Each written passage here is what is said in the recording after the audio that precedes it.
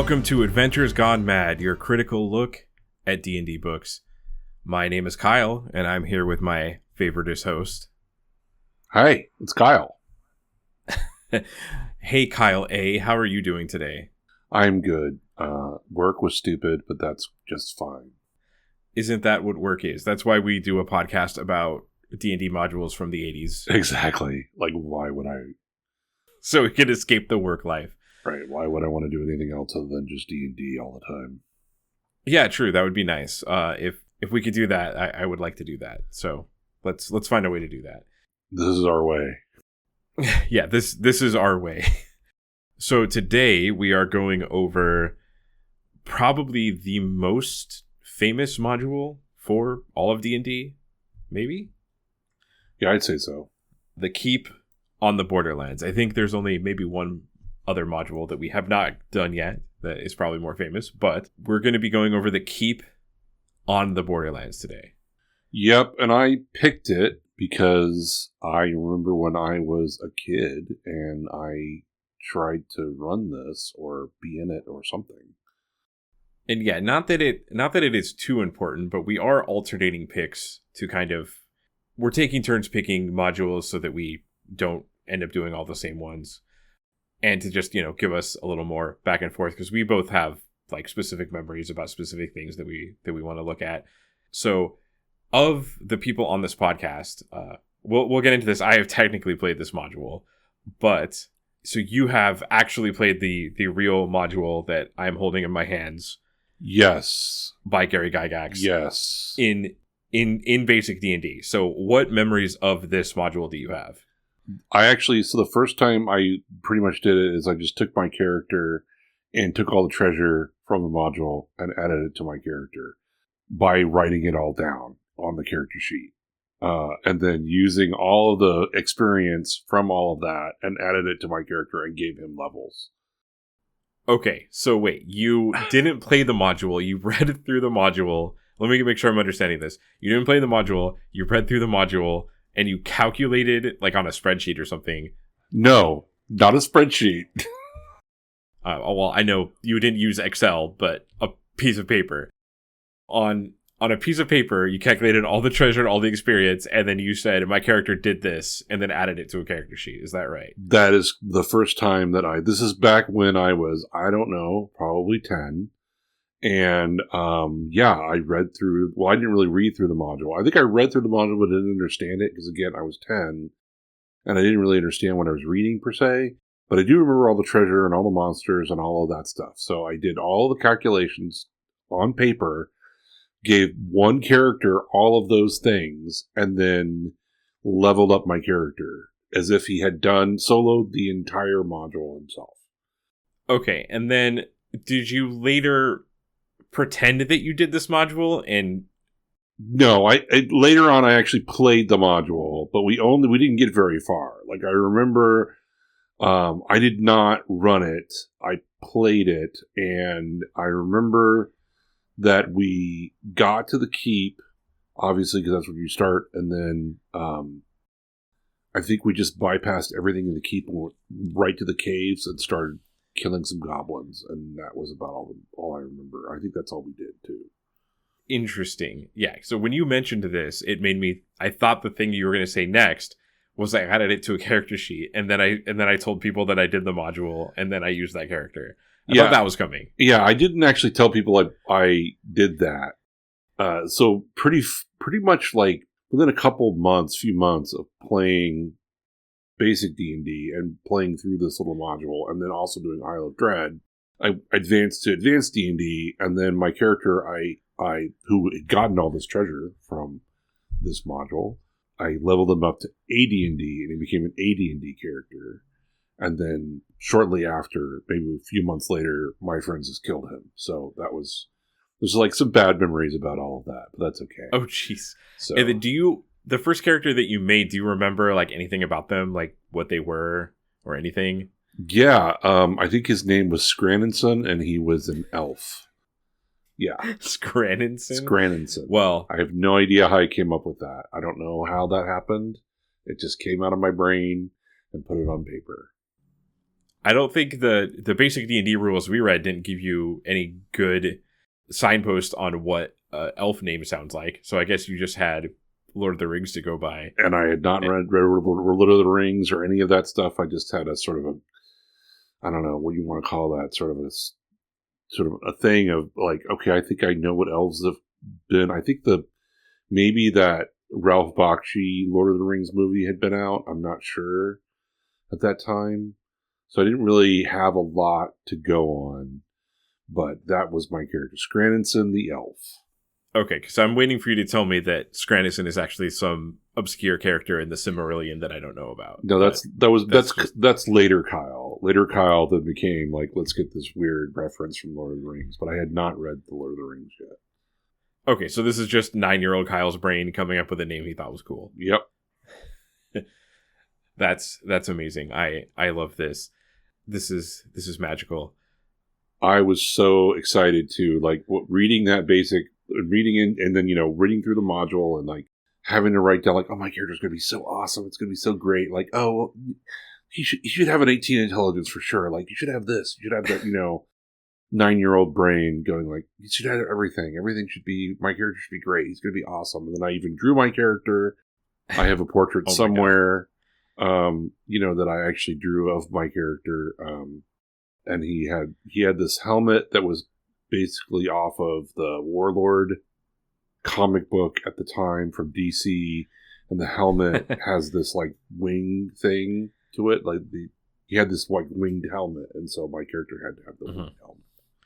That's amazing. I do want to see art of Scraninson as the elf, this created by a 9-year-old that has 18 in every stat and has really cool armor and every magic spell and every magic item, and everyone loves him. Yeah, that's great. Well, I don't know if everyone loved him because he got killed later, so maybe not. I think I might have bragged about how great he was, and then my friends killed him on purpose. So wow. Yeah, so I had great friends. It was the 80s. Everyone hated each other, I think. So when you did this, did you understand, like, had you played D&D yet? Did you understand like what the difference between an adventure book was versus the rules? Like, was this a new thing for you? No, I totally understood like that this was the adventure and these are the rules for creating the character and running the game and everything.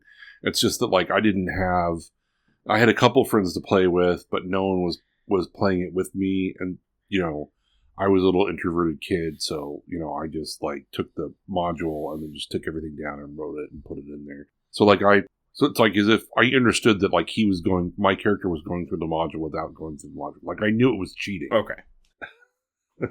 But I knew it was cheating. Like that is, that was the cheat at the time. Yeah, and this is the equivalent. This is my equivalent as a 9-year-old of like using a Game Genie to get infinite lives in Contra or get infinite lives in Super Mario World. Right. By the way, if you're listening to this and you know what a Game Genie is, it's probably time to go get your lower back checked. Yeah. Done. So anyways, I kind of forgot that I played this module in a weird way. The Caves of Chaos portion of this module was used as for a giant playtest package that they did for D&D 5th edition. Oh, okay. And I forgot, and as I was reading the Kobold section, which we'll get to later, there's a mention of a specific trap, and I was reading this, and I was like, wait a second, I remember this room and this specific trap, and one of my players dealing with this. Did I play this? And then I realized I technically did in the D&D 5th edition playtest. Oh, that is really funny. And kind of amazing. Yeah, so my memories of that was pretty interesting because it was first of all, it was the 5th edition playtest. It was like mostly the same as it is now. I don't remember like the specific rule changes at that point, like how much had changed since then.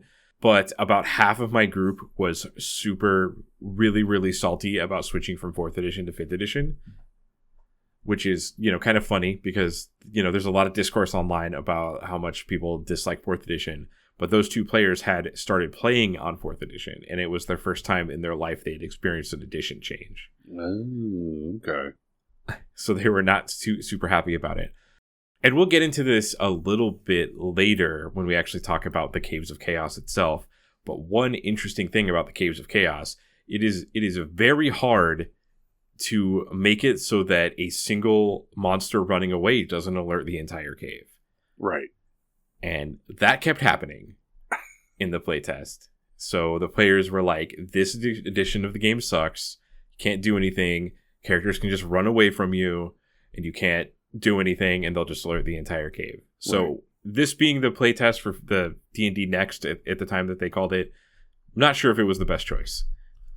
Well, you know, they were thinking, hey, this is a beginning level module, so shouldn't we do that? But, you know, the way this module is that you're playing with, again, 6 to 10 people, right? Or something like that. Now, it is a good choice, and granted, I don't work for Wizards of the Coast, so I don't know what they were specifically playtesting, but if I wanted to do something where, hey, I want my players to fight a bunch of random monsters, putting them in the Caves of Chaos is probably a pretty good choice. So maybe it was the best pick for D&D Next. All right, so getting into it a little bit. So I got a copy. I got someone's used copy of the actual 1981 version. What copy did you read for today? Version, I should say. I had the Goodman Games version that has like one release edition and then another release. So like they have 2 different copies of the same module with a little bit different art.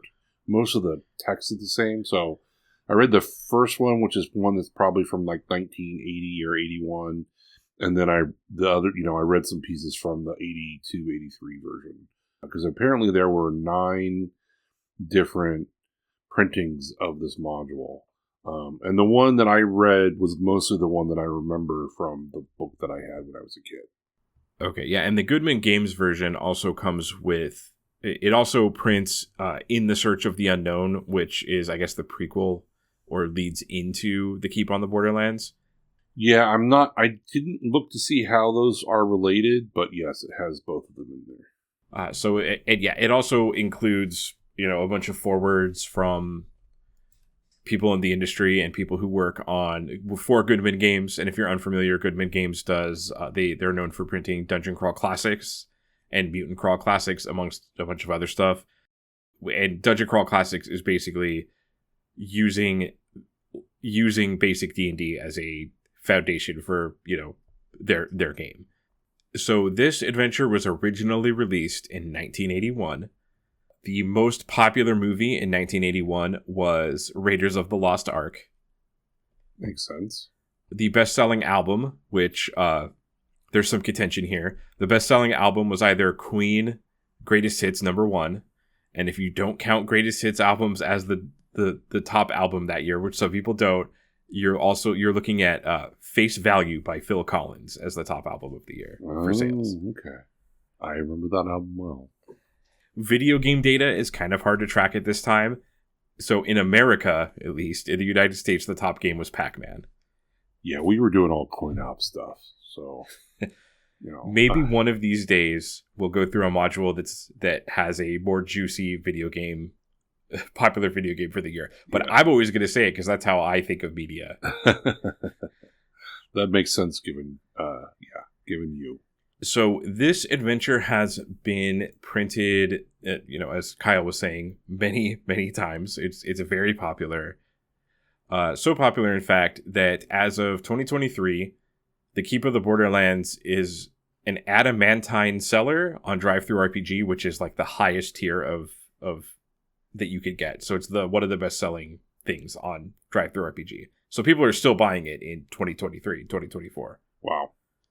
There is a sequel to this that was printed in 1999 for AD&D called Return to the Keep on the Borderlands. I always want to say Keep of the Borderlands. I have to stop myself every time. And there was also a novelization of this adventure by the author Rue Emerson. Yeah, I saw that. I hadn't done any research on it, though. It was one of the things I wanted to take a look at. Yeah, I saw it a little when I was reading this and looking it up. I saw it a little too late. I wanted to kind of read it because I don't know. Like, I understand the novelization of an adventure. There's an infamously bad Baldur's Gate 1 novelization. So I understand the novelization of an adventure, but I don't know how this is going to go. So I'd be very curious. There's not even, we'll get to this later, but there's not really even any named characters in this adventure. Yeah, that's one of them. There's a lot of interesting things in this adventure, for sure. So Kyle, after reading this in the year of our Lord 2024, what is your initial thought? My initial thought, sort of reading. Obviously, there's all this preparation stuff in there, but he spends a lot of time and a lot of pages on the keep itself, as if you're going to go fight the keep. Okay, I like that. Which is very strange to me. Like, why are we he spends pages and pages of, and I sort of understand it as like, okay, well, this is your introduction. I want to give you as much detail as possible when you first start, which I sort of understand, but it just seems like there's so much information about the keep itself that really is, if you're playing this as the good guys, quote unquote, those are kind of your friends, and you don't need to know all of their stats and how you're going to murder them and how much treasure they have. It seems like overkill to me. That was probably my initial impression when I read it. There's spell tables for everybody. There's all these stat lines. There's just, and absolutely no names for people. People do not have names. Yep. They just have guardsman, sergeant of arms, Castilian as the guy who owns the keep. So it's a little bizarre to me, given the difference between literally, I think all of the keep could have been a page, and instead it's I think 6 or 7 pages. Yeah, I have many thoughts on the keep. One of my initial thoughts that I wrote down was, wow, the keep is the adventure. Yeah. So yeah, it's called the keep on the Borderlands, not the Caves of Chaos, I guess, for a reason, maybe. Right. And it's a good to have all that information in case someone invades the keep, if all the stuff in the Caves of Chaos or some other force comes and attacks the keep. It's good to have all that information. And the other piece I was thinking of when I read that was oh, right. So we're coming from a miniatures combat game. So we need to have all the stats and all of the things for this, we set up the keep as a board game, and then you have all these pieces, and then you're going to do something with it. Either there's going to be a big fight, or you can put everybody together and figure out what you're going to have. If the dragon assaults the keep, then you've got everything you need in case that dragon assaults the keep. So yeah, we'll get it. I think we'll get into the keep a little more in a bit here. But yeah, there's a lot to say. Yeah. About the keep. So what did you think about the difference between reading it now that what did you think about just your initial reaction to the? So when I read Keep on the Borderlands, I did write a few things, but my actual thought at the end of reading this was, oh my God, Gary Gygax invented video games. Because when I read this, it is so obvious to me how inspirational it was for a lot of game developers. When I read this, I see Dark Souls, and I don't mean, a lot of times when Dark Souls the Dark Souls series gets brought up, it's talking about the difficulty of the game, and that's not what I mean. What I mean is just the general, like that game. In that game, it's kind of like a sandbox. You can attack anyone, you can kill anyone. Even if you need them, you can kill them. NPCs lie to you.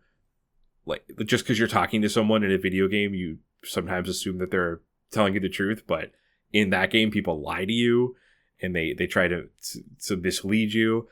I see things like when I look at the Caves of Chaos map, I look at it and I go, wow, this is just an MMO dungeon. Yeah. For sure. I went in these dungeons in EverQuest, in early MMOs, were just this exact thing. Yeah, it definitely feels more like this is the board game version of D&D. And it's like a video game, right? Yeah, so getting into the keep, so you're mentioning, and I did notice that too, that there is a lot of detail. Like, if you want to know what's in someone's cupboard, it is in this book. Yeah. So I guess to start out with, one of the things that I, as a little kid, I never really thought about it, because obviously my one character went through the entire dungeon.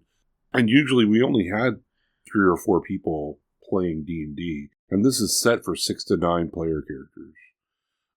So that's something to think about, because there's so many monsters in this later on when you're not trying to kill everybody in the keep or whatever you're doing there. There's probably too many. You really need 9 people in order to do this. So that, your first level characters that we explained before, and they don't have much to them. There's not much they can do. Mm-hmm. And the other thing about the keep, when I say Gary Gygax invented video games, when I read this keep, I read maybe the first tutorial level that has ever been created. If you're unfamiliar with video games, a lot of games will have a tutorial level that is specifically designed for you to walk through and indirectly and directly learn how the game works. And that's what the keep serves as here. It even talks about, in the book, it talks about having a session where people just walk around the keep and talk to people. Yeah. And that is to me, that's like powerful, because this is like one of the first tutorial levels that I think I can think of. Like, this is, 1981, we were still playing Pac-Man, and Gary Gygax was inventing a tutorial level to walk people through and learn how to play, how to interact with the world in this weird new game that you could do anything in. Yeah, I mean, there is something to be pointed out about, like, the keep is this sort of like player character go and interact with this place, and then the caves of chaos are where you like go and like learn how to like fight. So it's like, the role playing piece is in the keep, and the fighting piece is in the caves. Yeah, so, and that's like a central, and this I know Mike Merles talks about it in his foreword in the Goodman Games version, that this is like a main theme of D&D is like the chaotic wild encroaching upon the orderly civilization. And that's what this is. Oh, yeah. Yeah. And it's also nice that it's, you don't have to, you can just start playing this. Like, you don't have to read a bunch of source material or anything like that. There's basic chaos out there. That's what you're trying to destroy. The keep is law. There's light. There's very much a black and white sort of thing going on here, like good and evil. And then, obviously there's some gray stuff in here we can get to when we get to the keep. But, it's sort of like, the law and then chaos. Law is the keep. Chaos is the caves. Yeah, and starting and with the gray stuff, kind of starting at the beginning here, one of the first things that you read for the keep is it goes in exhaustive detail about what is in every single building. Some of them they want you to kind of expand upon, but mostly it tells you in exhaustive detail what is going on in each of these buildings. And it makes me wonder if when they play tested this, and I looked for any information on this, I couldn't find anything. It made me wonder if when they play tested it just, when people got the freedom to do whatever they wanted in a game, they just all became criminals and just started stealing everything. Yeah, I sort of wonder that too. It's like, why do we have to worry about all these people with, all the people with the men at arms and stuff? But yeah, that's what I was thinking, is that, like, well, I got to come up with a stat block for the men at arms now because you're trying to steal from them, or you tried to murder one of them, or whatever it was. Right. Oh, you're looking in his pockets? Well, luckily I know that he has 1d6 silver in his pockets, and I don't have to make that up on the fly. Oh my gosh, that's the other thing that is obsessively crazy to me, is all of the dice rolling for all the NPCs, for how much money they have. We don't get names, and they don't get a number of coins that they have. We have to roll for that, and we have to make up names for them. Yeah, so that is the first thing I noticed, is that none of these NPCs at all are named. No. Like, there's a few that have pretty important roles, like the Castilian and the priest, but there's no mention of their names. There's no guideline for the priest. It doesn't tell you like what god they follow or anything like that. There's nothing there. Maybe that was a detail that's too big for a beginning adventure in basic D&D, but I would expect that in any modern version of a module, it's going to tell you what at least domain a priest follows. Yeah, like there's none of that. Although, I mean, before that, I have to say, I handed off. I think that the background, like you're supposed to sort of read the background of the players, and then there's a start piece where you're supposed to talk about what the start is. I think both of those are actually really great intros to the game. Like if you read those out, I think they're really, really good. It sort of gives you this very. It gives you a great picture of where you're headed and what's going to start, and how the landscape is. Given that it's only, I don't know, what is this, 3, 4, 5 paragraphs of information. So yeah, and I do like that starting with like the way that this starts. Mm-hmm. I do think it's interesting that it doesn't just put you in the keep immediately. Starting with the way this adventure starts, I think it's really interesting, and Gary Gygax definitely had some prescient knowledge on how to start an adventure, where he doesn't just put you in the keep. He the start of the adventure, you walk up to the keep and you see the men-at-arms who ask you to give your name and state your business, which if you've ever played D&D, everyone introducing their characters, like one of the first things that you do in modern D&D, in just every single table I've ever been at.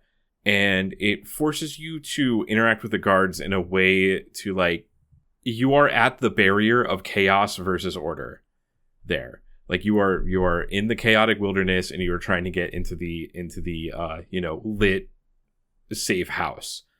And what this module is wanting you to do is not be a jerk and play along with society to get into the keep.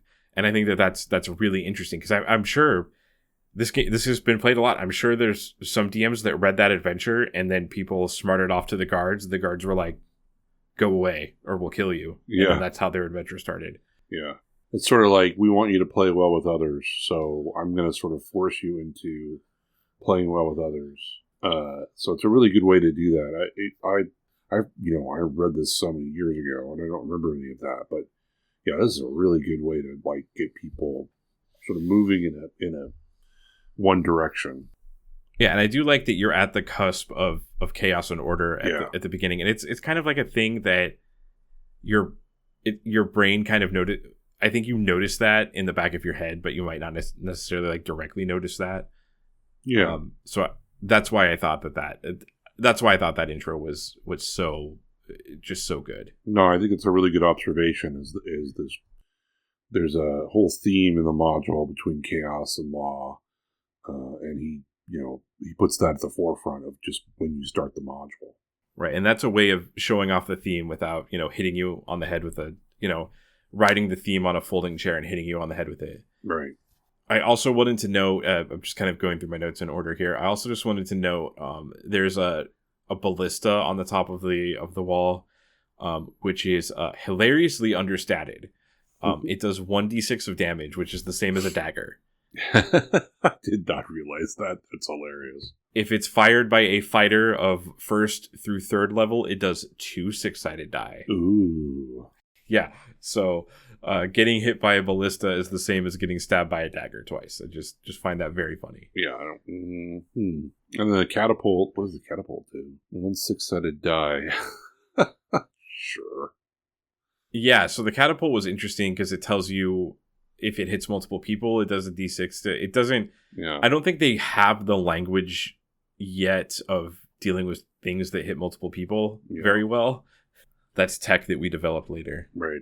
I also wanted to know, and like going back to the Dark Souls comment that I made about people lying to you, the rumor table on page 7. So good.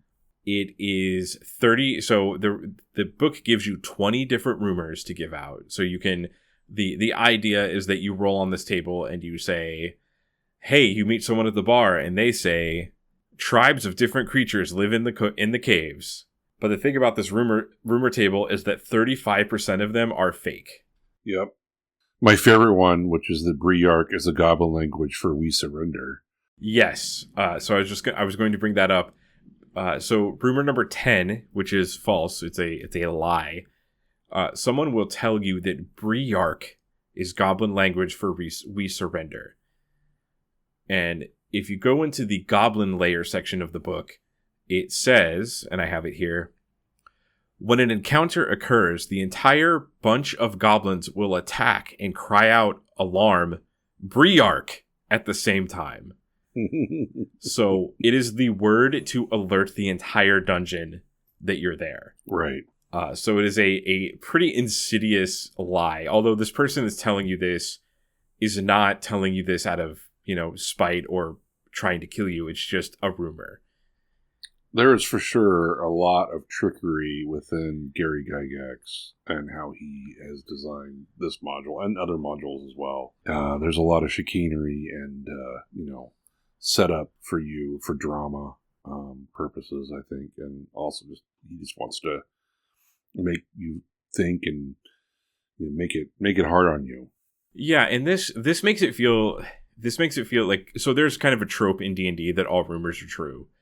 So I think that this might have been dropped in later versions of D&D, or people in their home games just didn't want to deal with this, or now modern D&D has a way to facilitate what a character knows.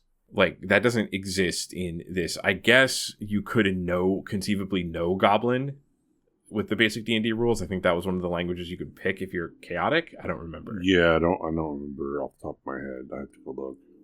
But if this happened, if I told you a lie in modern D&D, so I'm just looking at a lie here. So here's one of the rumors that's a lie. The bugbears in the cave are afraid of dwarves. If I did that in modern D&D, or probably anything 3.5 or above, my players would look at me and be like, I'm going to roll a knowledge check or a local knowledge check or an insight check or something to determine if that's bullshit. Right. You don't really have that. Like, the language for that doesn't exist within the game mechanics in basic D&D. Right. There's no skill-based anything. There's just sort of like attacking, hacking, and slashing, and then everyone's sort of talking to each other, and then you have to figure it out.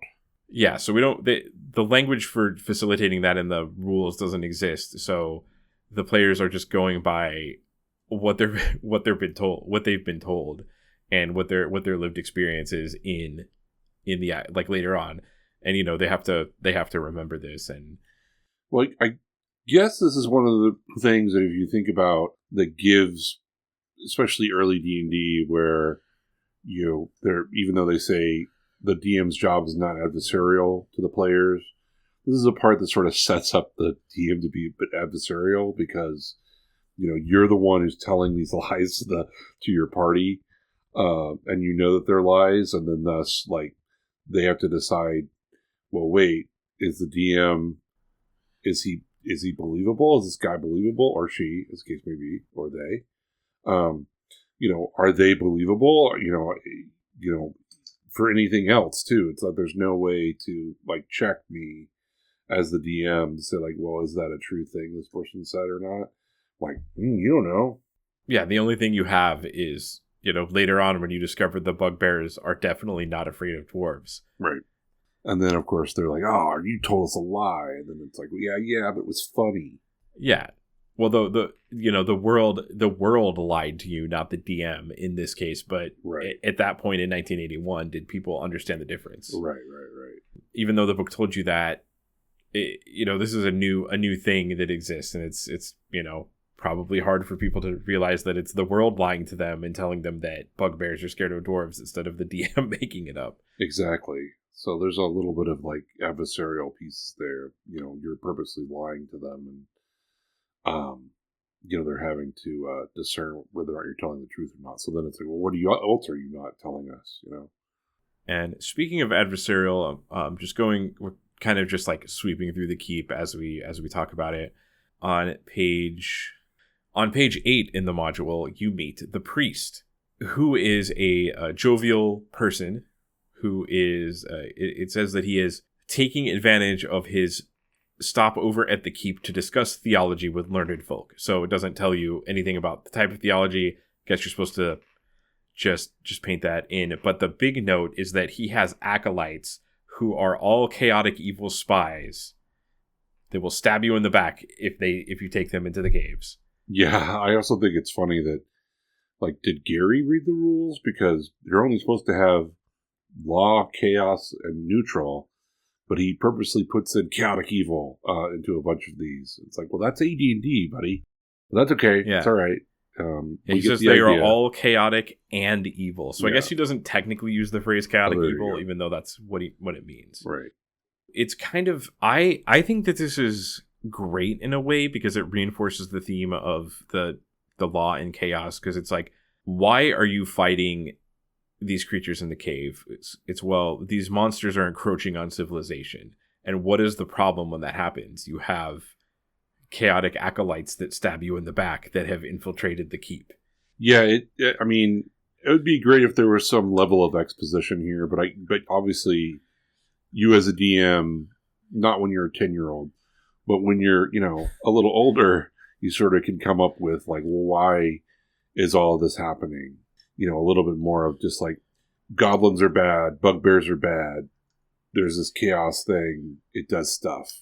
But you could come up with a reason why there's a greater piece here. And like, if you think about with Gary Gygax and like the Temple of Elemental Evil and all of that, those pieces, you could easily put all of those, threads back into here. Those are from the, Temple of Elemental Evil and all of that. But you don't get that here. You just have like evil priest. Now, I'm looking at my notes as you're talking, and when you said a 10-year-old running this game or a 9-year-old running this game, I just looked at the line that says he's there to discuss theology with learned folk, which means at some point in history, some 10-year-old read this book and went to their mom and went, "Mom, what's theology?" Exactly. That's exactly what happened. And their mom was like, WTF are you talking about? What acolytes too? I mean, think about all these words that are in here. Mom, what's an acolyte? what's an acolyte? Yeah. What is discussing theology? Yeah. So, and the thing about the priest is he is written to. So first of all, he has plate mail +1, shield +1, mace +1. Was like wild for a low level character, right? That's really powerful. And he also has magic. He can do magic stuff, so that's also very useful. And he is a... Do they give his actual level? I don't think they do. So I'm not seeing his actual level, right, but they do give his stats.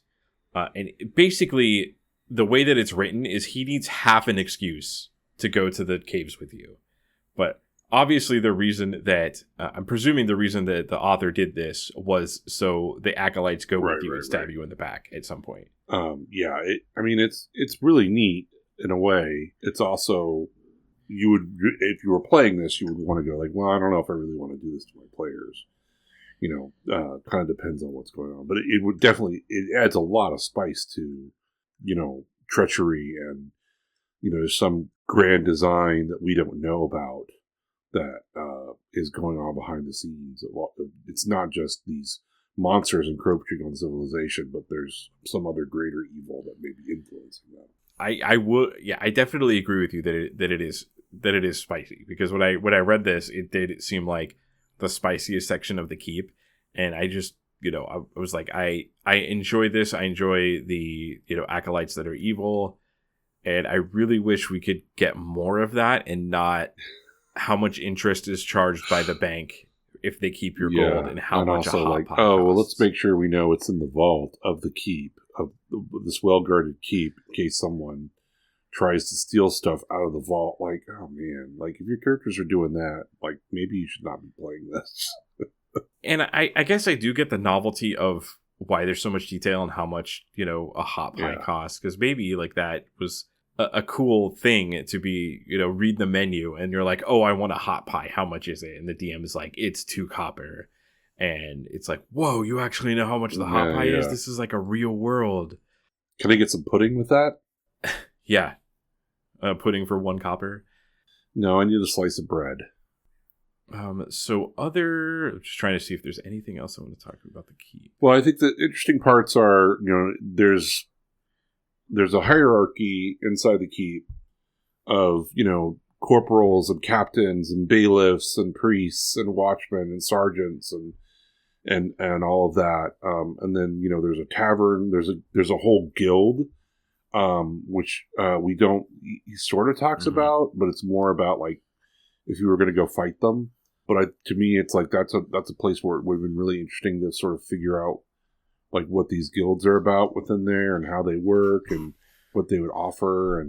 But yeah, it's just sort of like there's a guild and you can join them, I think. Yeah, the only real detail they give you about the guild is that later on in the caves there is a person from the guild who is imprisoned there, who if you rescue them, they will invite you into the guild and pay your dues or something like that, but it doesn't really tell you what the guild does, and it doesn't really tell you that. So I guess you have to make that up yourself, or there's maybe there's some sort of accepted thing that guilds do. I don't know. To me, guild the word guild has been ruined by like every MMO I've ever played. So it just means a group of people. Yeah, I mean he's trying to go with like a guild of artisans, and there's a guild of craftsmen, and that's where they're going with that. Merchants, crafts, artisans, and I think it would have been really interesting to expand upon that rather than necessarily knowing how much it was for a ale and a small beer, but hey, you got to do what you got to do, right? And the actual keep is required for your survival, because I think if you go to this keep and you walk around and let's just say you're like playing with a party that's playing pretty nice and you're walking around and talking to people and getting rumors, and then you go, okay, let's go to the caves. You are all going to die horribly. You are intended to find retainers here, to find people that help you, to find the priest. There is a major quest about getting into the inner bailey, which is like the inner portion of the keep, which is where the Castilian is and all the, I think all the rich people and all the nobles that help him out. And that there's a major quest to get in there. It says that you have to contribute a valuable magic item, right, or 1,000 or more gold pieces. And then you get invited to a feast, which could be like a really cool scene for sure. And he will ask you to perform a special mission, and it just doesn't tell you what. It just says a special mission is suitable to their ability, but difficult. Use the area map or the Caves of Chaos to find a suitable goal. So it wants you to kind of ad-lib a little bit. Maybe they haven't gone to the, maybe they haven't met the Mad Hermit yet. Maybe they have to go find the Mad Hermit or something. But if you do that for him on your mission, he will bless. It says will be blessed. So I'm presuming they mean like the spell bless. And given up to 100 gold pieces each for needed supplies. So you get free supplies. And so like you have to go do something first before you can get that quest, right? So you got to go do something because you got to get 1,000 gold or a magic item. So right. So there is reason to come back to the keep multiple times. Like I don't think you're supposed to be like, this is the keep level. Level 2 is the caves level, and we're going to go. It's like intended to go back and forth, and you walk around the wilderness and you go to the caves. And you leave the caves and you clear a certain part of the caves. Like you go back and forth a lot. And he will help you. He will send a minimum of 1 corporal and 3 archers in plate at minimum. So you need that in this cave. We'll get to it when we get to the actual cave. Yeah, but there's a lot of monsters. There are a lot of monsters. And I also just want to note that like the curate is very powerful. And 5th level cleric, and with all plate and craziness, and then the Castilian, who's also a 6th level fighter with a -3 AC, and that one priest we're talking about, the evil priest, is a -1 AC. So both at first level, this is going to be a really hard. If you're going to fight any of these guys, this is no way you're going to win. You're going to get slaughtered. Yeah, I think in basic D&D, getting plate is a significant. It's not as big as 5th edition, but yeah, no, getting plate is usually. But I mean, even in the caves, there's a bunch of armor and stuff. So. And I also think that the way that the basic book is written, I don't think plate's very common in that. Like it's of what I know about the time period that people actually wore plate, it's only rich people and certain people had it. So I don't think you can walk into very many places in basic D&D and be like, I would like to purchase some plate like you can in 5th edition. No. But you can purchase plate at the keep. So there is, in fact, plate mail at the keep that you can buy. Oh, yeah, so there's a reason to go out and adventure to get things like plate mail and also pay for the Castilian's quest. And I also note that, like, a lot of these people have a lot of money, and there's also a lot of money to be had at the Caves of Chaos, because we have that whole, like, you get experience for getting money thing. So I noticed that there's you're going to be getting a lot of experience for all the money that you're getting and all of that, not just killing the monsters. Yeah, so like it's interesting to me. Money is like a double reward in basic D&D. All right, so that probably does it for the keep. Did you have anything else you want to mention about the keep? No, I think I'm good on the keep. All right, so as far as adventuring out into the wilderness outside the keep, the Caves of Chaos are a 3-mile walk outside town, which is so close. To put that into perspective, because I kind of had to look this up, because I know about driving 3 miles, but I live in a city where you're not going to walk 3 miles. Average person walks a mile in about 25 minutes. So if I went to walk outside of my apartment and I walked 75 minutes, I would be at the Caves of Chaos. That is so close. Yeah. So I was just thinking of this. Gary Gygax did not have a car. He was driven around by everybody. Oh. So he wouldn't walk 3 miles. Like he would have to get somebody to do that. So maybe he does every once in a while walk 3 miles, and he's like, this is a really long way. Boy, it's certainly a really big distance. But he also had somebody to drive him around. So, well, also I get also that he's making a map that has to fit on one page. Correct. Yeah, that's true. And also, like, he wants people to go back and forth. So even though the cave is close, and that probably doesn't make a lot of sense, I think it's like the kind of thing that we can have hand wave and just say, this is a fantasy world and this is fun. Let's just have it be 3 miles away. Right. So you walk around the wilderness, and we kind of call this a hex crawl now, but essentially you can walk around the wilderness. They do leave an area called the Caves of the Unknown, which is expected that the DM basically comes up with their own version of the Caves of Chaos. So they leave a blank period of the map for you. I just looked at something. Chainmail is 40 gold, and plate mail is 60 gold. So it's not... Plate mail does not... Yeah, it doesn't cost much at all. That's funny, because in modern D&D, chainmail is like way more expensive. Or sorry, plate's way more expensive. Yeah. So maybe that's just anachronistic, and I'm just thinking of current D&D. So actually, plate's not that hard to get. Yeah, first and second level characters are going to have plate. So there you go. Okay, well... Interesting. Good to know. Yeah, anyway. Back to the hex crawl. Yeah, you have a hex crawl. There's a few encounters that you can find before the cave. There's the Mound of the Lizard Men. And my question is, like, my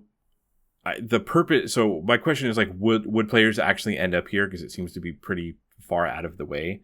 But I don't think that's too useful, because I don't think that's the point of a D&D module like this. Like, you're not going to find everything. That's the point. Yeah, I also wanted to call them, like, the murder men, because, like, if you're first level and you meet them, you're probably going to get pretty munched up. Oh, yeah, there are so many of them. Yeah, but, yeah, you should be, if you're sticking to if I remember when I played this, it was a long time ago, we never ventured off the road. Like, why would I get off the road? Like, that just seems silly. It's dangerous.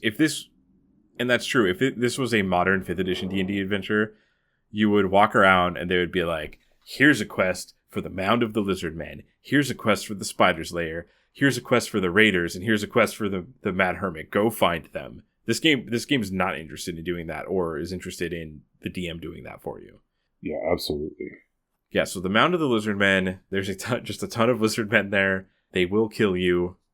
There's also a spider's lair where it says 2 Black Widow spiders, which Black Widows are very small. I'm assuming they mean giant Black Widow spiders. But Yeah, you would think. as someone who grew up in an area where there are Black Widow spiders, 2 of them are not that big. Yeah, they're definitely giant spiders. Yeah, it's just funny. It just says 2 Black Widow spiders. It's like, did people not know what a Black Widow was? I guess in Wisconsin, maybe. I don't know. Yeah. And then, yeah, so the spider's lair does have a +1 shield that you could find on the corpse of a dead elf. So potentially like a pretty strong magic item that you could find in the wilderness. There is also a raiders camp, which is 12 chaotic fighters. Yeah. Who spy on the keep. So even though they're like humans, yeah, I think the assumption here is that they are aligned to chaos like the things in the cave. So because of that, they are on the same team, even though they are not related to the cave at all. Yeah. I think that's I don't know. It's one of those things where you wish there was a little bit more less, I don't know, stats and more connections to things, but it's all right. Yeah, and that's this kind of reminded me of like MMO RPG games again, because I just wrote like this is just a blob of people with no names. It's just 12 people. Yeah. And I started feeling as I was reading this, like everything is just a blob of things. Yeah, I mean, it would be there's like probably a paragraph in here that needs to be said about, hey, you could make all of these things connected if you want to. Like there's this whole chaotic piece to this whole adventure of something greater than just a mound of people that are going to attack you and are aggro to you as soon as you see them. He does talk a little bit about, and when we get to the Caves of Chaos, he talks a little bit about you could pit them against one another, but it's like a couple sentences about it rather than, hey, here's sort of the hierarchy of what's going on in this whole adventure. It would have been nice just to have a couple sentences about like you could make that if you wanted to. Like that's something that you could do yourself rather than having to read all of this and go like, hey, I wonder if I could make something where all of these pieces are tied together narratively, in the plot. And I wonder how much of things being me perceiving things as a blob come from the roots of this being a war game. Because when you see a war game, if you've ever seen someone play a Warhammer or something like that, things stand in blobs, things stand in squads. So in his historic war games that they were playing, like part of this came from having a bunch of soldiers in a regiment and then saying, hey, let's come up with a story for like this captain. And maybe they have a different gun than everyone else. And maybe they have like a better thing to hit than everyone else. And that kind of like D&D like sort of evolved from that as far as my impression of it is. So maybe this comes from miniature war games where everything is a squad and everything is just a blob. Yeah, that's a really good point, actually, that it does feel a lot of less role play and more pieces of miniatures on a table. But it does at least have some good detail. Like the raider camp, it just talks about how there's like wine everywhere and there's game animals hung on the branches and things like that. So it does like think of them as being real people that exist in this world. So maybe we were just at the beginning.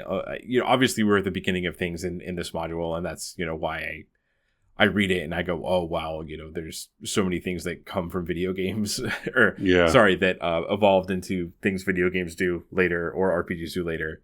Yeah, I think that's a good point. Of like, I think there's also a piece of there's this pull of how much of this is a game and how much of this is role playing.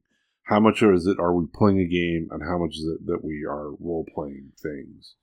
And it seems that, especially in this first module, it's heavy on the board game aspect, the game aspect, rather than the game rules that we have are all combat rules for the most part.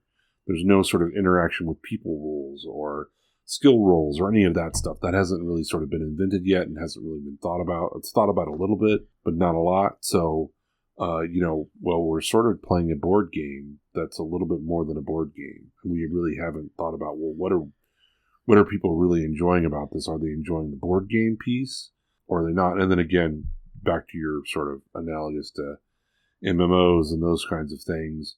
we didn't have video games and MMOs, so this was our video game and MMO in a lot of ways. Yeah, exactly. And it feels like D&D at this point is such a new thing that this is like groundwork that is laying down for like a thing for the game to eventually invent itself into something new.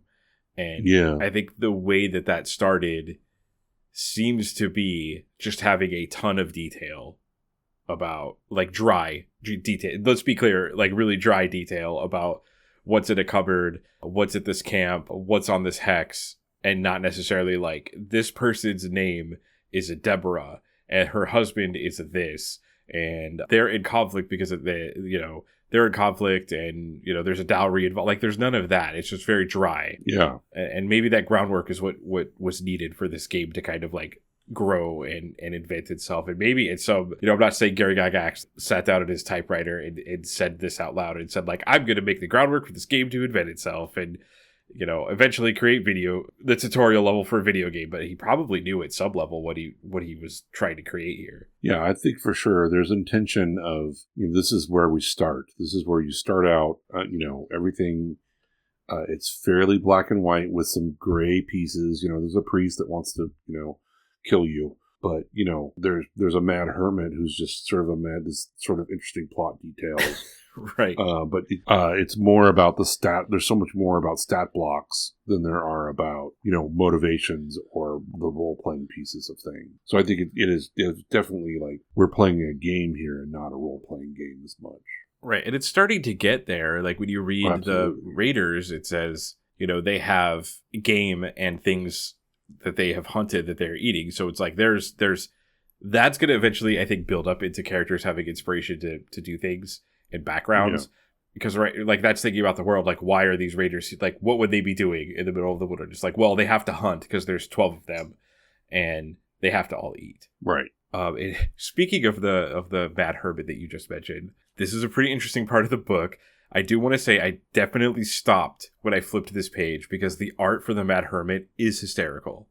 It's great. It is just this golem-looking person is all I could say inside of a tree just staring at you in the art. Oh yeah, no, the Mad Hermit is definitely Gollum. It is a total throwback and a sort of a nod towards Lord of the Rings and Gollum. Yeah, to the point where I'm like, did they go back and like look at this adventure where they designed Gollum? He looks very Gollum-like to me. Yeah, for sure. Yeah, so I was kind of excited about reading this part because it did jump out to me as being really just kind of out of nowhere and weird, but unfortunately you don't get much about the Mad Hermit other than he's mad. He presumably is assumed mad because he wants to live in the chaotic forest instead of civilization. But it's just a level 3 thief. He has a ring of protection. He has a cat protector for some reason. I mean, the fact that he has a ring of protection is sort of like even more of a nod to Gollum and the ring. Oh God, I didn't even think about that. Yeah. Oh my God, this has to be a reference to Gollum. Oh yeah, absolutely. Absolutely. I don't know what the mountain lion is about. I think it's more just making the encounter more interesting. It's not just a third level thief, but also this mountain lion that's going to jump out of nowhere and attack you. Oh man, now I'm just thinking of like the scene in Lord of the Rings where Gollum is like, I don't remember which movie this was, but where he's like monologuing to himself and eating fish. That's like what I think of the Mad Hermit now that you mention this. He's totally nod towards Gollum for sure. Yeah, so he lives in a tree, doesn't really give you anything else about him, and he has a cat that jumps out of the tree and attacks you. Notably, it does say that the cat just goes first. If you get in too early, the cat's like going to kill one of the characters. There's definitely a couple of things where he just says, "Oh, this goes first," or "This is what happens," and no one, you don't normally you're rolling for all those things and trying to figure out who's going first and all that. But there's a lot of stuff where he just says, "This goes first. The trap happens before anything happens," or "This person goes before anybody else." Yeah, and then I guess later we got the language, the language and the rules for how to determine that sort of thing, because it definitely feels bad to just be like, "Oh, they have surprise on you. There's nothing you can do. There's no." Character. There's no interaction you can do. There's no like facility you have over that. It just happens. All right. So getting to the actual Caves of Chaos, because that is a pretty much every detail. There's Mound of the Lizard Men, a Spider's Lair, a Raider's Camp, the Mad Hermit, and the Caves of the Unknown, which Caves of the Unknown, it just tells you that is you could take it out if you want, or you can make your own cave dungeon and put it there. Before we get to the caves, I do want to mention one thing about the specific version that I got of the book. So whenever I get a used D&D module, it is always this is the one time where I think this. I always hope that it is marked up and written in. It's the only used thing that I want that to happen to is D&D modules. So in the back of this book, there is a page that says additional non-player characters. And it's a note to where the DM can write down characters that players that they make up or players run into. So here's what is in my... There's 4 things in here. So there is... I think that says Dead Thief. It just says Dead Thief. Nothing super special about him. There's another Dead Thief, and then there's Creep Thief. Don't know what that means. And then there is something, I think it says Chore Thief, Chor. I don't know what that means. I will scan this because I think it's funny. But a notable thing about the 4th entry, Chore Thief, they have 1,000,000 gold. Oh. 1,000,000 GP. Nice. And they are located in the forest. So in my version, you can get 1,000,000 gold. That's nice. So hopefully they find the chore thief. Yeah. So when you do a chore for that thief, he gives you 1,000,000 gold, or you kill him. I don't know. Maybe it's the teenage adult brain of someone that doesn't want to do their chores and kills the thief in order to get 1,000,000 gold. So they never have to do a chore again. Yeah, and I can't read the writing. I don't know what it looks like. It says chore, but still, 1,000,000 gold. This is like you were mentioning, being a 9-year-old and just writing down all of the treasure and giving it to yourself. Maybe a 9-year-old wrote this and said, "This person has 1,000,000 gold because I want 1,000,000 gold." Yeah, and you could also only carry a certain amount of gold in basic D&D, but probably we're ignoring that, or maybe it's a joke and they just wrote that. I don't know, but there is an entry log in here that someone has 1,000,000 gold that they ran into. So that is a funny special thing about the edition of the game that I have. Whoever ran this before made an NPC with 1,000,000 gold. Love it. All right, so getting into the actual Caves of Chaos, I do want to talk about... I just want to talk about the start. One of my favorite sentences in here is that the ravine runs. So you're supposed to when your characters get to the Caves of Chaos, the DM is supposed to read this out. This whole paragraph. It's a very long paragraph. Mm-hmm. And in the paragraph, my favorite sentence is, the ravine runs at 400 feet west, and then in parentheses, it actually runs 440 feet to where the western end rises in a steep slope. So are you supposed to put the parentheses? Are you supposed to speak the parentheses? Are you supposed to be like, well, actually, it's 440 feet? I just think it's really funny that there's this little parens of actually 440 feet. That I just find that totally amusing. Like, it's the nerdy guy who's like, no, it's actually 440 feet. That's what you're supposed to read out. I don't know how you're supposed to read out the parens part, but I just find that horribly amusing. Actually, it's 440 feet. So after the intro to the cave, so we're introduced to the Caves of Chaos. So I did mention earlier that it looks like an MMORPG map dungeon, but essentially there is a ravine in these mountains, and there is like 5 to 8 entrances, and each cave entrance is a different wing of the Caves of Chaos that is owned by a different group of these monsters. And there's no real way to determine which one people are going to go in first, other than like maybe the ones on the edge of the ravine, they're probably going to go in first. But this was designed to conceivably you go to the Minotaur first. If it happens, it happens. Before we start getting deeper into the caves, Kyle, can I tell you about a part in the book that is really funny to me? Yes. So Please. On page 6, exploration of the Caves of Chaos will take more than one game session. When the players want to stop play, they must find an exit and preferably return to the keep. So this is written in mind to where you cannot stop playing in the middle of the Caves of Chaos. You have to exit. Right. How much of a video game is that, right? Well, it's also almost every D&D game I've ever played. We have stopped in the middle of combat. We've stopped in the... if a building is exploding, we will stop in the middle of the building exploding. Right. So just the idea of, I'm just thinking of like a bunch of 10-year-olds, their mom's yelling at them to go, they're hosting for D&D and their mom's yelling at them to go to sleep. And they're like, no, we have to find an exit out of the Caves of Chaos first. Let me roll for random monsters. There might be a goblin blocking their way. Right. Oh my gosh. And this does go back to the sense of time that the basic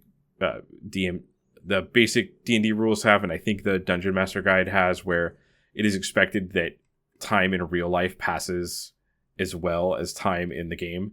And I think that's to make that rule work. And I don't think people do that anymore. That's a thing that we've stopped tracking in D&D. Right. So getting into these, there's the first layer that you might run into is the Kobold layer. And this is the one I remember specifically from the playtest, because I remember there's a pit that you can fall into.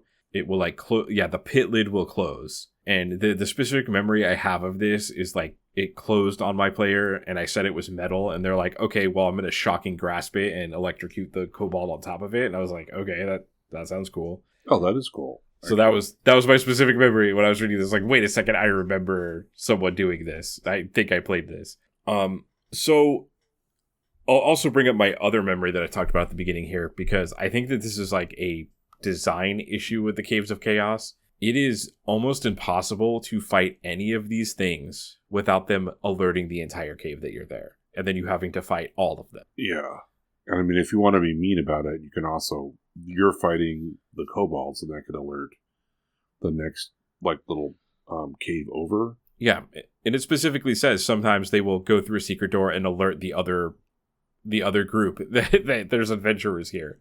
Yeah, so I guess we should say the way it's sort of is that there's all these little caves, little entrances to caves in a big ravine, and each sort of cave has its own faction of stuff. So, there's like kobolds, there's goblins, there's orcs, there's bugbears, there's ogres.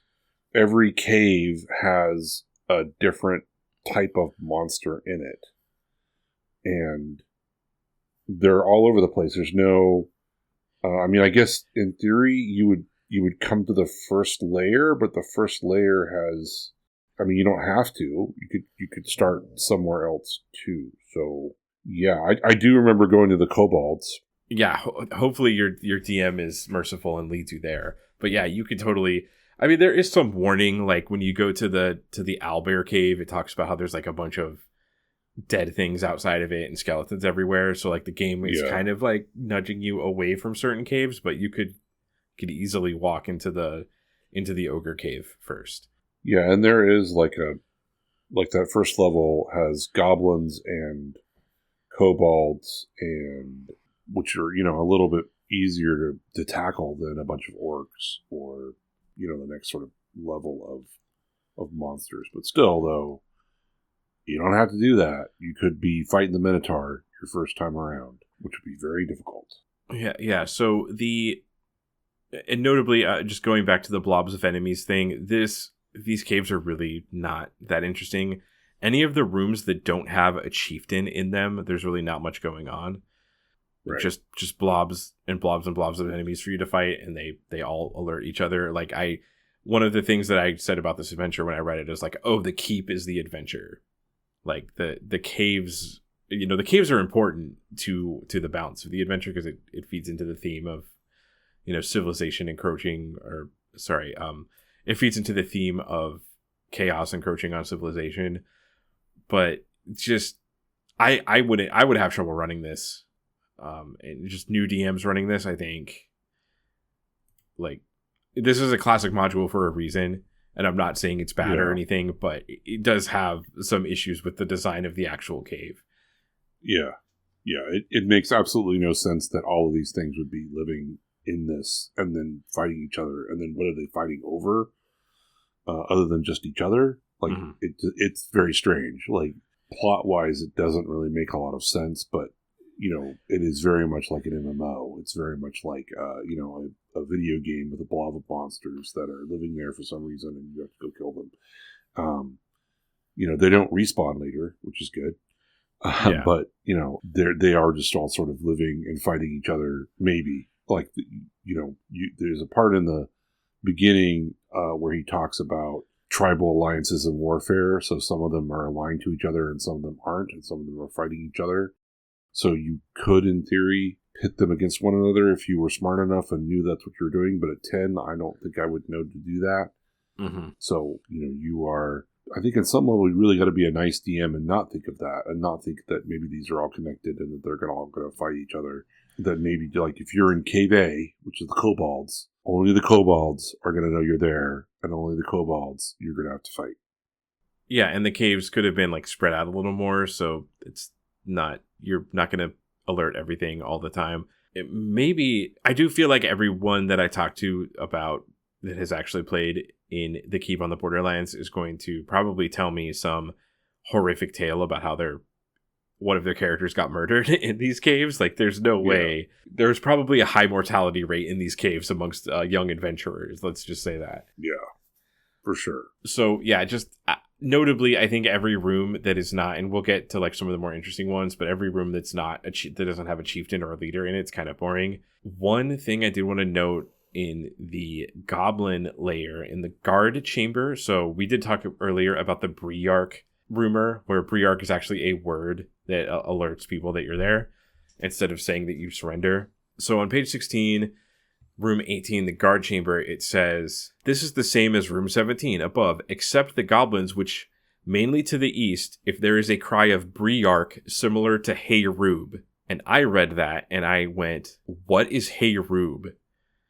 And I looked in the glossary and I was like, it's not there. There's a bunch of words in the glossary that I would expect people know now, but it's not there. And there's no resolution of what that is. Or maybe he's saying like the way you pronounce Briarch is like, sounds like Hey Rube. I looked up Hey Rube and there's a Wikipedia entry for Hey Rube. Really? I know what a rube is. So Hey Rube, and this is from Wikipedia, and I don't know if this is what Gary Gygax means when he writes this. And if this was common knowledge that maybe his part of the U.S. or in the 80s, I don't know. But Hey Rube is a slang phrase most commonly used in the United States by circus and traveling carnival workers. With origins in the middle 19th century, it is a rallying call or a cry for help used by carnies in a fight with outsiders. Nice. Which is what this is. Yeah, it's exactly what that is. And that's from the Wikipedia article if anyone else wants to look that up. But he kind of just says this like people know what that is. Without defining it, which is interesting. So I learned what Hey Rube means. So like Hey, Rube, basically it sounds like, hey, we're fighting a group of outsiders. Everyone help is essentially what it means. Well, a rube was always to me a mark, like a carney's marking somebody. Yeah, like that's a rube, somebody that I can swindle. So I just reading that I was like, what the hell is Hey Rube, and why does Gary Gygax assume I know what that means? So without you can't just Google when you're in 1981. Like, you have to find it, and someone has to tell you, or you have to go to a library and find it. Context. Right. So that's pretty interesting. So I did learn what Hey Rube means. Other than that, I don't think many of these are interesting. The ogre is interesting because the ogre is a lot different than the other rings. So there's a cave that has a single ogre in it, and you can actually bribe the ogre to help you kill everything else. Yeah, that's pretty cool. I thought that was pretty cool that you could bribe the ogre. I did not know that. Yeah, so it's not. I don't think it's necessarily easy, but it is interesting that Gary Gygax at this time was thinking of like using the monsters as a resource, even though I think that could have been a little bit communicated like a little bit better if it allowed you to pit them against each other. But there is specifically one wing of this that you can go to, that there is a ogre that you can use as a resource against the other monsters. Yeah, no, I think that's really cool. I mean, the other piece that I think is interesting is the hobgoblin one, where there's a bunch of people you could save that are going to be eaten and tortured, and then the interesting part about that is like the hobgoblins and the goblins are allied with one another, even though the alliance is sort of shaky because the hobgoblins sort of steal from the goblins. So I think that's kind of an interesting interplay between the two of them. And then they have their food storage, which is basically 6 people. Yeah. Yeah, I do love that that's labeled as food storage. Yeah, it's the food storage. There are 6 people that you can rescue in here. There is a plump, half-dead merchant who is a member of the guild that I mentioned earlier. He grants you an honorary guild status and makes you exempt from any fees, dues, or taxes, which the guild would normally collect. We don't know what those are, but if it comes up, there you go. If you ever decide that, oh, no, wait, so my character saved that one guy that one time, so I'm not going to be taxed by you, Gary. So there's also an orc who will help you fight the goblins and hobgoblins if you give him a weapon and rescue him. It does say at first chance, though, he'll take whatever he can with him, run away, attack you if needed, and inform all the other orcs. So even the prisoners will narc on you. Yeah, they're not. Yeah, they just There is a man at arms who will help you, and he uses this term multiple times in the book, and it is hilarious to me. There is a normal female. Yeah. A normal female. Not just normal. She's not extraordinary. She's just a normal female. Yeah, a normal female, which is the merchant's wife. You get a plump, half-dead merchant and his normal wife.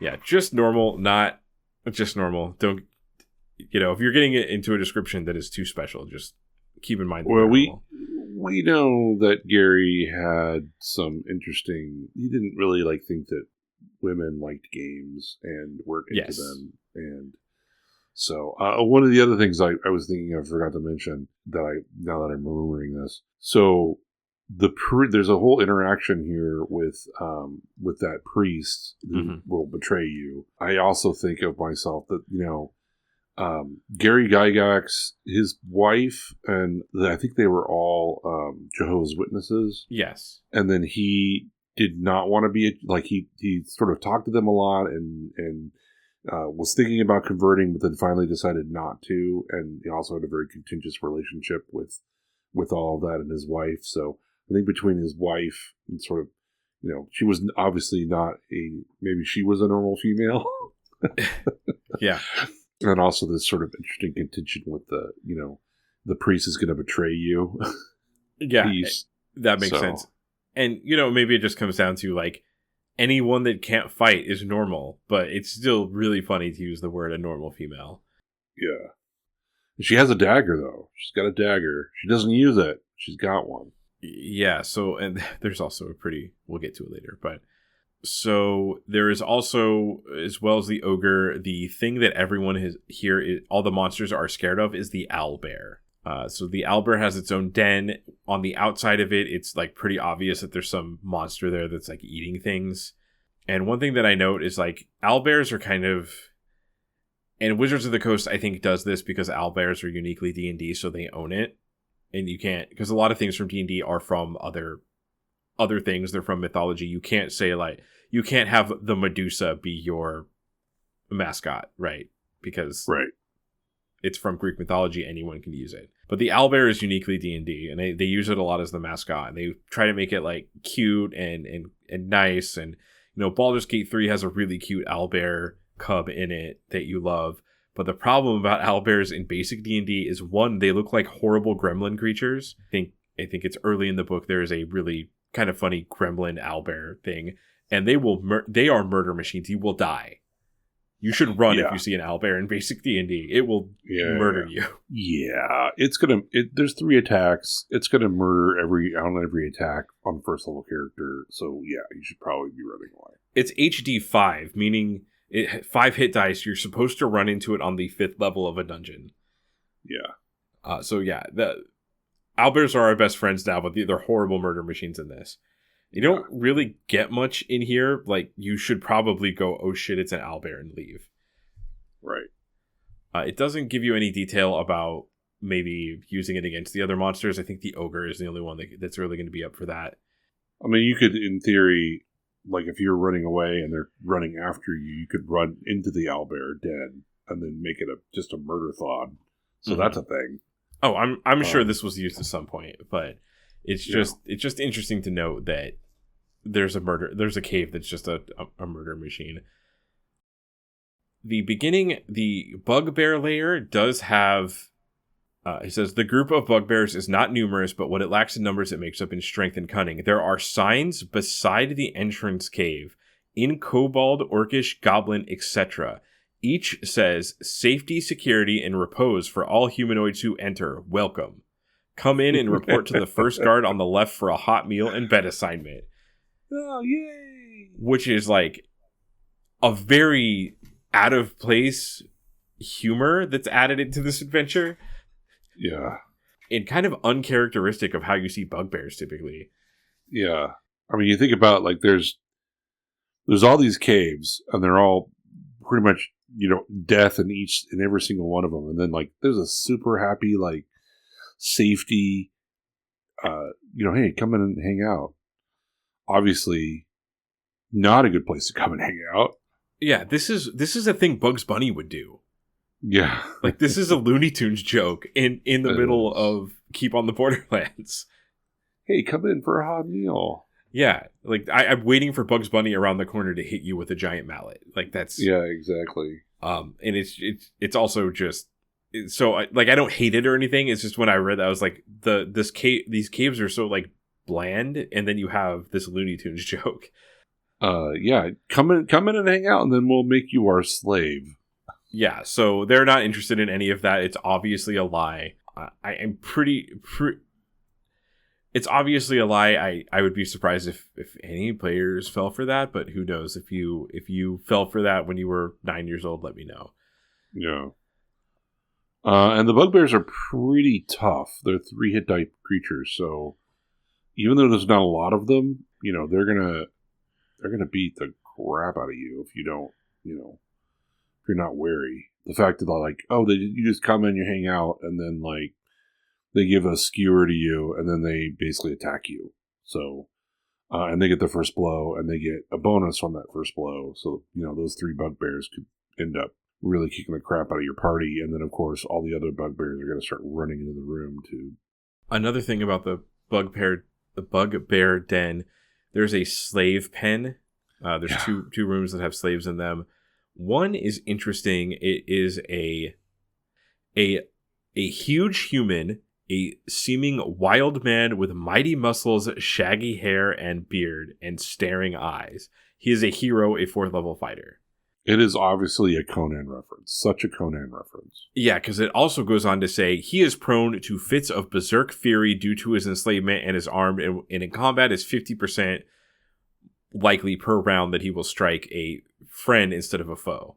So he has like the Karn the Betrayer rules where he will start killing the people around him. Right. Like, okay, great.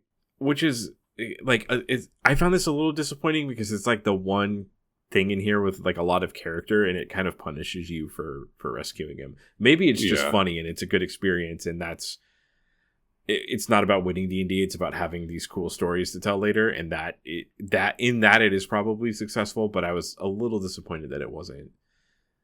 Yeah, I mean, it would have been nice if there was a chance to at least befriend him in some way, but there's no rules for that. So it's more like, well, he doesn't have a lot of armor, so you can pretty much kill him pretty quickly. But he probably is going to one-shot somebody. And he's not necessarily it's not even just the Berserk Rage. It straight up says, the hero is an evil person. Once he is armed and after battle madness leaves him, he will either kill the adventurers who freed him and take all their treasure, or he will steal whatever's most valuable and then sneak off. Like, okay, we saved this guy. It was a really hard fight against the hobgoblins. The bugbears, sorry. And we freed him, and then he killed us all and took our money, and then that was the end of the game. Yeah, and Great. this goes back to what I was saying about like NPCs lying to you. And being deceitful. Like, not everyone that you meet is... This game is designed so not everyone that you meet is going to help you. Like, you have to make a decision, I guess, if it's better to leave him in the slave pen and let the bugbears eat him. Right. Yeah, and also sort of like, we saved him, and that was great, and then he killed all of us, and now... so what did we all learn, children? Well, we learned that we can't trust anybody. Yeah, you don't have... There's nothing else in the rules to help you make that decision. You just have to kind of make the decision. Maybe it's supposed to be on the DM to describe that, you see like a berserk fury in his eyes and things like that. But there's no way. I don't remember if the basic rules have like detect good and evil. I know paladins could in AD&D, and that would be a way to get around this, a kind of boring way to get around this, but still.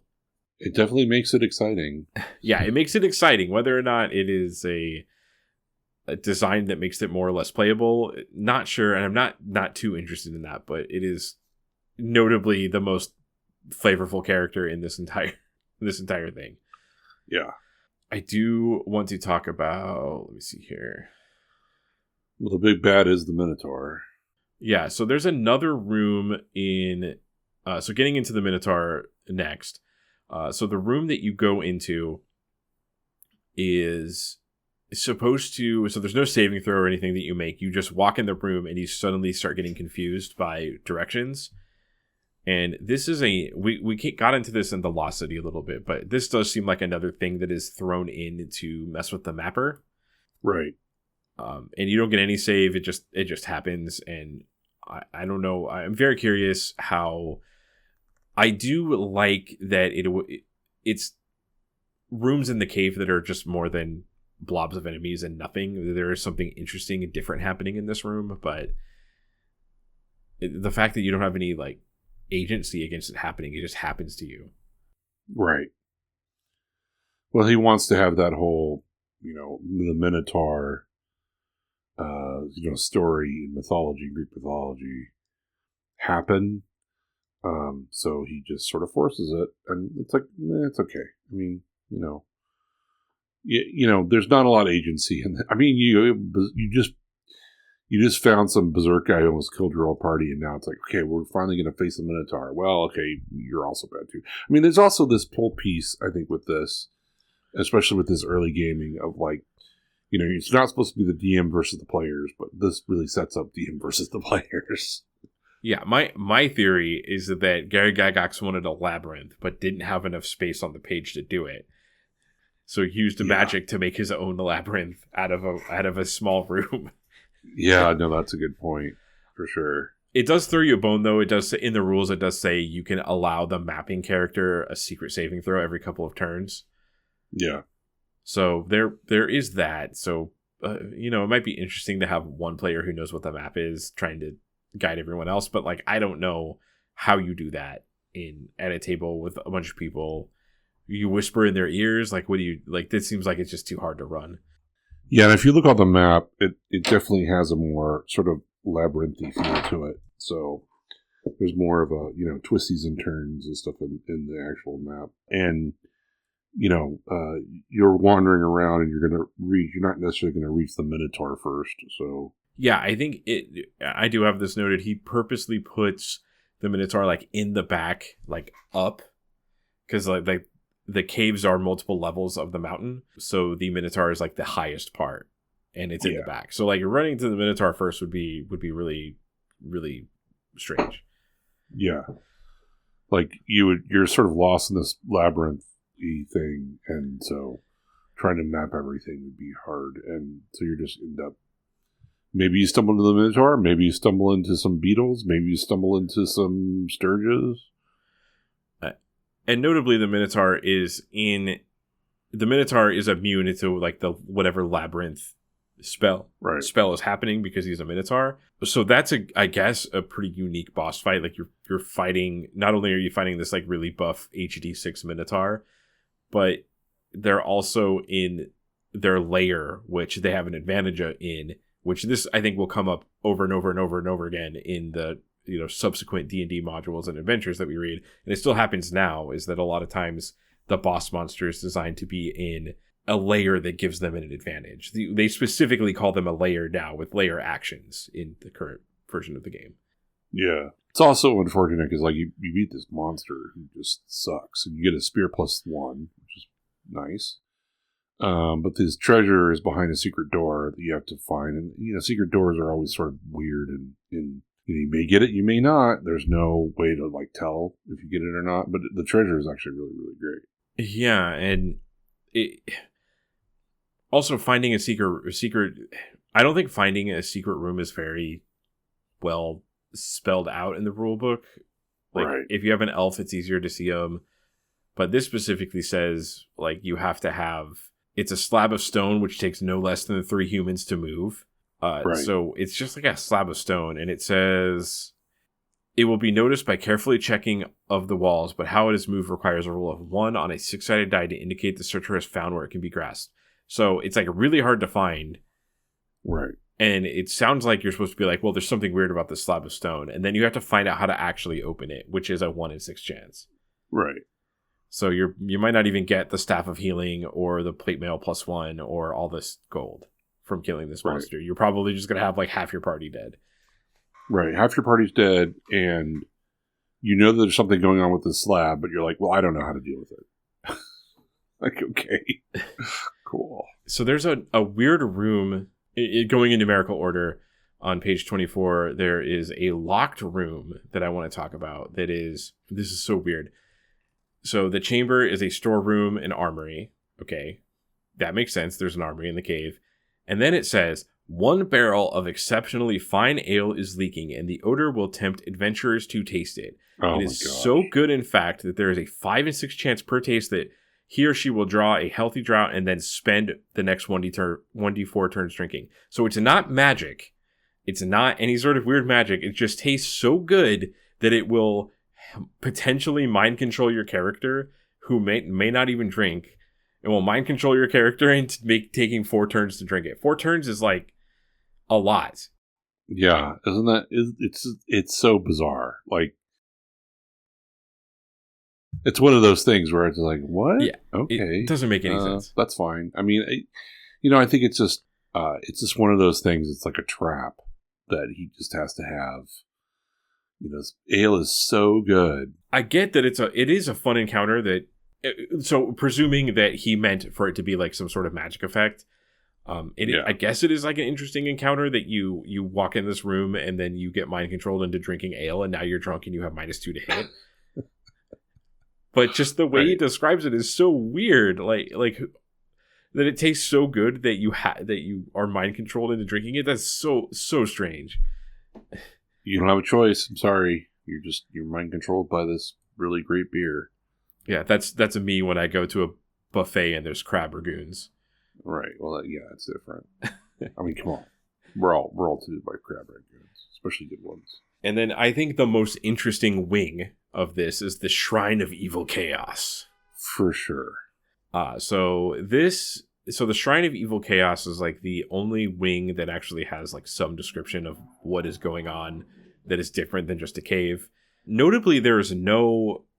and this shows up. I mean, we read the Lost City. We have the Lost City episode, which was released, I think, a year after this, and that has like the flavor, the block flavor text, and this has none of that. It's kind of woven in with what's in the room. But it is the most interesting part of this. It's not just a cave. It's filled with skeletons and evil priests. Yep, and undead stuff, basically. Lots of undead stuff and lots of evil skeletons and zombies and acolytes of some chaos god. Yeah, and also if you make any noise here, you alert a bunch of zombies. So it goes back to the like, there's not even a wing of this where you can't alert a bunch of stuff. And all of the zombies have amulets of protection from turning, so you don't even get the benefit of having a cleric turn them. Which is also kind of like, okay, I guess. Yeah, it's that kind of goes back to the adversarial thing, because the way that you would design D&D now, like the idea is to let the players do the cool thing. Like the idea is we want the cleric to turn 15 zombies and feel awesome about doing it. Whereas this is trying to do the opposite. Yeah, it's almost like, this feeling of like, well, you guys tried to, but they have amulets of protection from turning. Like, what? Oh no, it's in the module. It's there. Yeah. He raised them and then put, necklaces on all of them. Yeah, it's like, okay, well then, why am I playing a cleric? Dude, so the Hall of Skeletons, page 21, I want to talk about. I have a, no pun intended, bone to pick with this room. One of my personal least favorite dungeon writing tropes in all of D&D is the room that you walk into that is filled with skeletons or dead bodies that raise when you're in the middle of the room. It happens so much. It is everywhere. It's everywhere in dungeon writing and everywhere in video games. And this room might be the origin of this trope. This Hall of Skeletons, if you walk in, it is filled with bones. There's a dozen skeletons. Upon entering the chamber, they're obviously not animated. However, as soon as intruders touch the dais or throne chair, they will spring to life from their positions. Well, I think that trope comes from movies like Jason and the Argonauts and that kind of stuff. So I think it definitely comes from those sort of Sinbad movies and stuff like that, because that definitely predates this. So he's definitely, he's playing on that trope. Yeah, I guess that does make sense that it would come from other movies. Like, obviously D&D was really inspired by movies like the Kung Fu movies and like stuff like Jason and the Argonauts. I will admit I've never seen Jason and the Argonauts, so I didn't know that was in there. Maybe this is the first D&D dungeon that does this. It could be, yeah. And the Amulet of Protection from Turning doesn't completely annul them from turning. It just makes it one level harder for them. Because the way turning happens in basic D&D is like the whatever type of monster makes it harder, rather than like they're making a saving throw. It's like, well, they either get turned or they don't. Mm-hmm. And they either die or they don't. So, and I can't remember. I'll have to look it up. Hold to look this up. I think that clerics can turn like all the time. Like, it's not like a once in a. They can turn once. Whatever it is, it's not. I know it's not going to be very, very strong. Clerics are helpful with undead monsters. Undead monster, the cleric. No, turning is really powerful here. When a cleric encounters an undead monster, just has to be any undead monster, cleric may attempt to turn it. The cleric turns an undead monster, the monster will not touch the cleric and will flee from the area if it can. When a cleric attempts to turn one or more undead, consult the clerics versus undead table, cross-index the cleric's level of the type of monster undead encountered. The result will be no effect, a number, or a turn. A no effect means the cleric cannot turn that type of undead. Number means that the cleric has a chance of turning a sum of all the undead monsters. So if the player rolls the given number or greater on 2d6, then some of the undead monsters are turned. If the cleric rolls less than the given number, they attempt turn. Yeah, and then T means you automatically turn a monster. Where is that chart at? Of course, it's on a chart. B8. So I guess maybe that's there if you have the priest with you, because he's like a level 6 cleric. I think he's like pretty high. Yeah, so like a level 3 cleric can, like a third level cleric will automatically turn skeletons and zombies, and it will on a 7 on a 2d6 will turn ghouls, whites and wraths, a 9 and 11. So like he's just turning up the level of them. So like the skeletons have become zombies. So a second level still has to roll dice. So you can still turn them, but you won't be able to turn all of them. It's just harder. And maybe that design is it's hard to tell. I didn't see any playtester credits, and I don't know if they did that at this point of time. I'm presuming They did some form of it. But I just wonder, this is the type of thing where I wonder if, someone went there with the priest and then he turned all the zombies, and then yeah, Mr. Gygax got a little glint in his eye and wrote down a little note that was like, these all have amulet of turning protection undead for turning. So like you don't turn as many, I guess. So it's kind of dumb. But turning is much more powerful in this version of D&D than in the in 5th edition or even 4th edition or 3rd edition. And the beginning of the book does say you should have at least one magic user or cleric, so it doesn't want you to use magic. Yeah. So the Chapel of Evil Chaos is the next room in this wing. It probably has some of the most, maybe the most notes of anything. Yeah. Of any of these rooms. It's filled with like tapestries and things like that. One thing of note is that there's a vase-shaped pitcher that is bloodstained, but obviously worth a great deal of money. For each character who picks up one of these objects, the DM must have the character roll a saving throw versus magic at -2, Any who save successfully will get a feeling of great evil about the object, and he or she will voluntarily put it down. If the save fails, the character will rapidly fall under the influence of a demonic spell, specifically demonic, and within 6 days will return and become an agent of chaos and evil. Yeah, this is super fun. It almost lends this whole adventure... Like, there's a piece of me in this whole adventure where I'm like, I don't ever want to play these characters again. Because, like, once you go through this module, there's this chance that, like, half the party has died, the other half has turned evil. Yeah, and it's 6 days later. So with the way that this wants you to play the game, let's say you pick it up, and I'm like, okay, I'm going to roll a saving throw behind my screen. Okay, Kyle's character failed. And then, okay, we're going to play next week. Oh, by the way, time...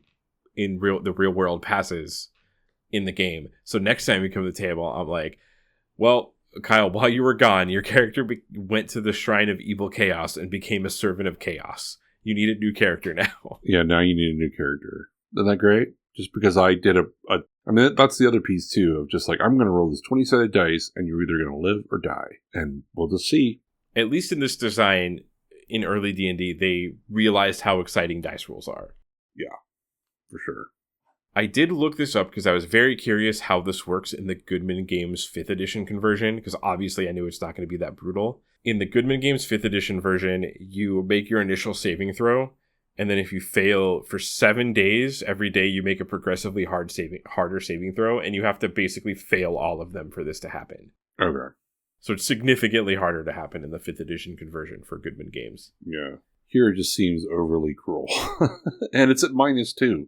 Saving throw and magic. So we're going to so we have all these greedy people. And the idea is that, like, hey, you have all these greedy people who want money. And so they all pick up their items, obviously, and then they all turn evil. Because greed corrupts everything, I guess. Right. But you're supposed to be greedy, and you're supposed to sell, right? Find everything you can to sell. So it's just right. kind of, and there's no, I guess there's, detect magic spells and stuff. So maybe this is punishing people for not being careful enough, but yeah, that is noticeably brutal. Although I do like the idea of a character being corrupted and becoming a villain. Like that's pretty interesting. And obviously Gary Gygax realized that that's an interesting thing to have happen, but I don't know. That's an interesting story to happen. I don't know. D&D always has the problem of the interesting thing is the thing that you don't want to happen. Right. Like, if I walk into the room and there's a cursed sword in the room and I know that it's cursed, picking up the sword is the cool thing to happen, but it's not the smart thing to happen. Right. It's a much more intriguing story that one of your characters went bad by, picking up a relic of evil. But boy, it sure sucks to be the character who that happened to, or the person who that happened. Can't imagine coming back to the D&D session and finding out that your character became an agent of chaos. Speaking of which, I don't know how many times that when I've told people that I play D&D and they tell me about, people that are sort of my age, and they say, well, I had a D&D character and then he died and then I never played again. Of how many times that happened, of just people that picked up D&D, started playing, got killed, and then just never played again. Yeah, like it was a bad... It's interesting because this is creating like potential bad experiences. There's probably a lot of people that have played, Keep on the Borderlands, and some similar thing has happened, and then they were like, well, I don't like this game. This game sucks. And then they never picked it up, and it's, in my opinion, one of the greatest games in the world. Yeah, and then, it's like this is one of those places where you sort of want to go, okay, well, I want my players to have a good time, so I'm going to tell them that you really feel like everything in this room is evil and that it almost feels like it's corrupting, or this is a corruptive place. Because, you don't want this terrible thing, and that they keep doing it, you've sort of warned them, so, bad on them, because you sort of given them that warning. But if you don't, and you just sort of say, yeah, there's all this, super expensive stuff everywhere, all this blood-stained goblets and stuff, they look kind of ominous, but, so what? And they just pick them up, and then everyone's evil. Yeah, it's interesting that the loot is a potential enemy. Yeah. And I think that's not a bad idea at all. That the loot itself is a problem, but yeah, it's such a harsh. You've been playing for a few hours, or maybe a few days, or maybe even a week. This is sort of the last stuff that you want to clear out of the temple, and then all of a sudden it's like, oh, my 3rd level. I finally got the 3rd level, and my fighter picks up this goblet. And now he's evil and gone. On the flip side of that coin, I do run into people that played during this era and have great stories about how their characters died. Yeah. Like, oh, I found a deck of many things and I drew a card and I exploded. Yeah. And they have that story forever. Right. And they love telling people that. And that's like a treasured memory to them. So I guess there is the opposite of that. Yeah. I mean, my own experience was my friends killed my favorite character, my first character, and I still kept playing. So there you go. Yeah, I guess you have to learn how to take the game on its own terms. Okay, so just a few more rooms here.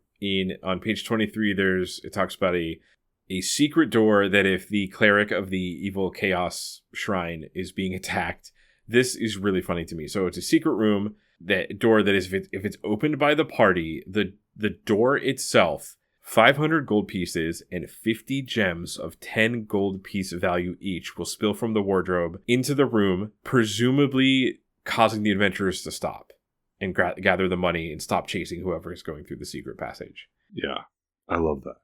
Isn't that great? He must have learned when he wrote this and did playtesting that adventurers are just lemmings for treasure.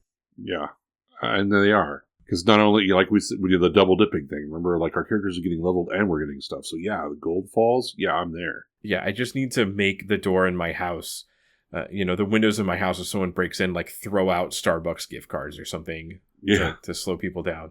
I mean, it would definitely slow my character down. I'd be like, wait, there's what? Yeah, gems. Let me get them. Yeah. And the last room I wanted to talk about, this was really funny to me as well. So it talks about this torture room where people are sacrificed. There's skeletons chained to the wall, and all of a sudden the writing loses its voice. The entire dungeon is written in this very like technical writing style, like dry prose, and then it loses its voice and it says, "Chained to the wall is one scantily clad female, a fair maiden obviously in need of rescuing!" Exclamation point. As she is a partly around a corner, at first only her shapely legs and body up to the shoulders can be seen. Those who enter and approach her are in for a rude shock! Exclamation point. This is actually a Medusa recently taken by the evil priest of zombie guards. It changes its voice suddenly in the writing. Oh, isn't that amazing? It's just like it's obviously like Gary Gygax being a little cheeky, and it's another Bugs Bunny joke, by the way. It literally is another Bugs Bunny joke. I think Mr. Gygax was a fan of Looney Tunes, because this is a Bugs Bunny showing off some leg and attracting the person before hitting them with a mallet. Yeah, it's like, wait, what's going on here? What? This is not a technical thing. This is, hey, you got to rescue her. And also, we all know that Gary wasn't necessarily the biggest fan of women in terms of them being, I don't know, people, maybe as much. Yeah, there's a lot of resources that potentially falls on that. And, reading this, obviously it's like really kind of childish, comes off as like a Looney Tunes cartoon. I don't think it's like malicious or anything, but he does lose his voice in the writing when he suddenly puts this in there, and it was like kind of weird. And I'm going, even though this book uses like he or she pronouns he or she pronouns all the time, it seems like it's written presumably that everyone is a dude that is playing this game.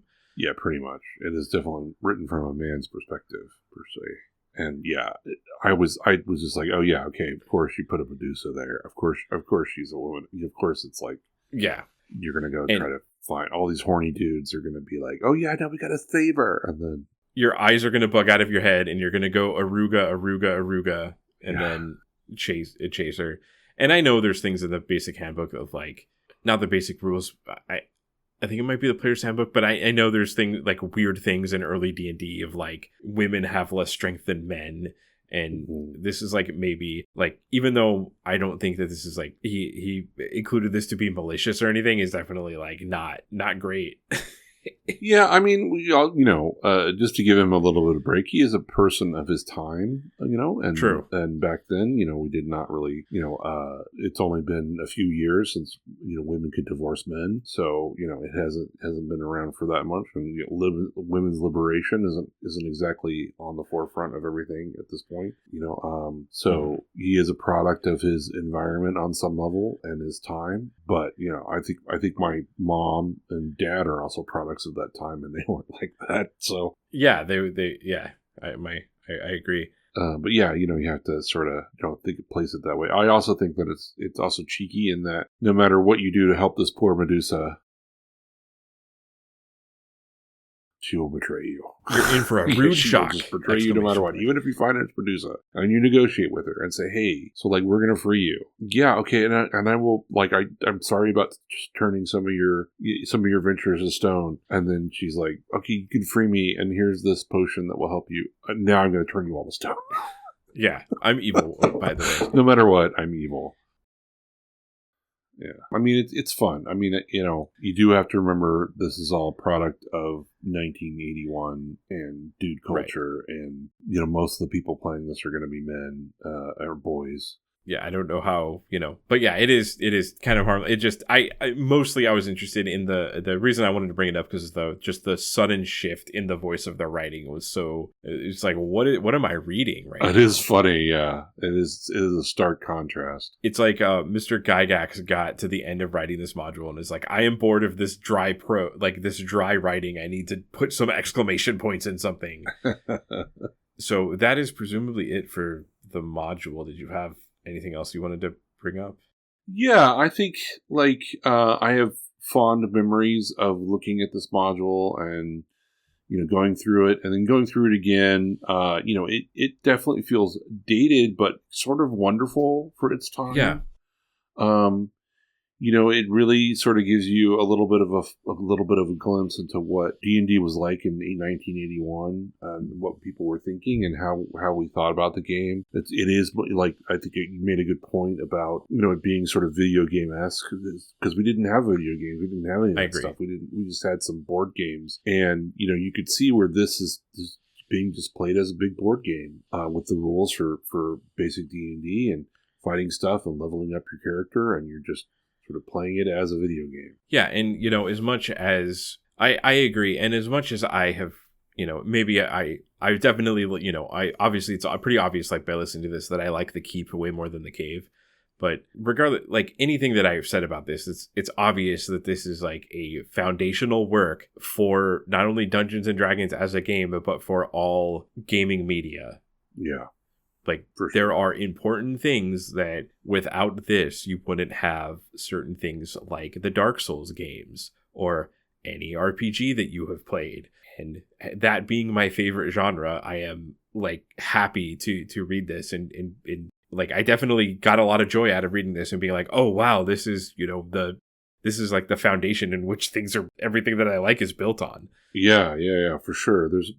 I enjoyed reading it too, not just for the nostalgia, but because like, oh yeah, there's some original thinking and pieces here and sort of how we sort of interact with the game. And there's a lot of ideas here. And, someone was young and reading this like I was, I got a lot of inspiration about a lot of different things of what I could do with this game just by reading this module. Like, oh, this is how this is all put together.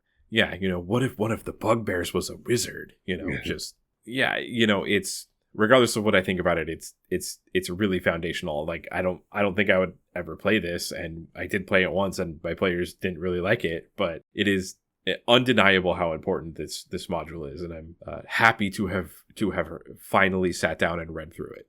Yeah, for sure. I at one point in time, I was thinking, oh, I could bring this back and make it into a thing. And, I think the keep is cool. Like, I think exactly what you said. Like, I could make the keep something that you could change around and use for something. But the caves themselves don't make a lot of sense in terms of what we want narratively wise. Pieces of the cave make sense, but all the caves together does not make any sense to me. Like, you need to have some kind of narrative there that would make sense, like an impetus or something. Yeah, and they don't flow. Is the thing. It doesn't really flow together like I feel a lot of dungeons do.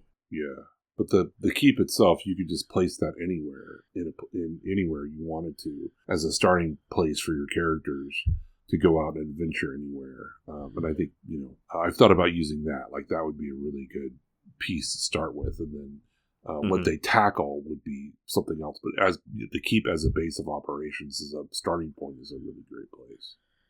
And I don't think we didn't really bring this up, but now that you mentioned that, I'm thinking about it. Another like aspect that this brings up, I think that is like really important to the idea of D&D and like kind of the theme of this is like that this is on a frontier.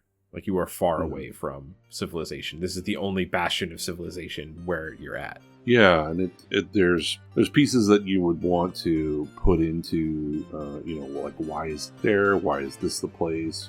How is it funded? How all of those pieces you could put in later. For the sakes of 1981, you don't need any of that. You just need a base of operations that's sort of an interesting place and a bunch of caves that can kill some monsters. And this does that really, really well. Well, that was the Keep on the Borderlands. Join us next session where we will be reading Horror on the Hill.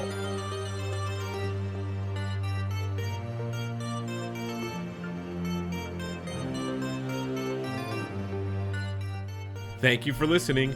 Make sure to follow us on your podcast app of choice and follow us on Blue Sky at agmpod.bsky.social. Did you play Keep on the Borderlands? We want to hear about it. Contact us at agmpodcast@gmail.com and join us next time for Horror on the Hill.